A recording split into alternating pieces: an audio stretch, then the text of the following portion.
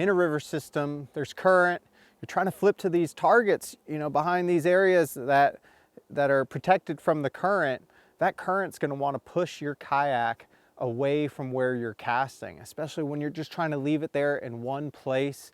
It's a situation where a motor is just such a huge advantage. I have a Torqeedo 1103. It's going to be set up. I just picked up these kayaks from Bonafide yesterday, so I took one of them out from the cover, and this one specifically, the RVR Bonafide, the 119, is it's specifically designed for river fishing. It's a kayak that is going to be able to turn really well along those rapids. It might not track as straight as some kayaks, but it's not made for that. It's made to be able to make turns and still has the stability, though, to be able to stand up and fish. And that's another thing that's important when you're flipping, is being able to stand up. I can do it sitting down as well, but by being able to stand up, you get a little more power in your cast, and you can hit things a little farther away and just keep that rod lifted off that water. But this RVR paired with the Torqeedo 1103 is just going to be a perfect setup for the rivers.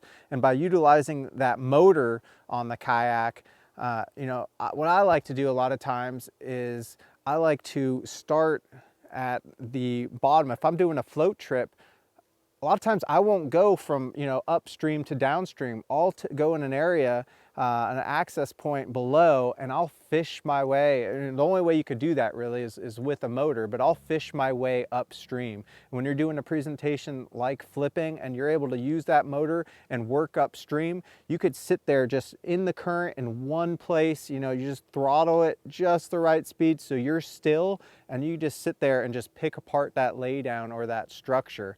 And then I'll just motor up to the next laydown.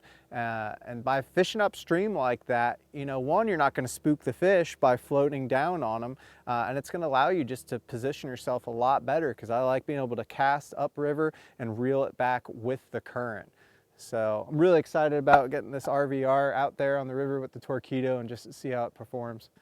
All right, as far as seasonal patterns go when it comes to river fishing, a good rule of thumb is they're going to be the warmer the water, the faster the current they're going to be in.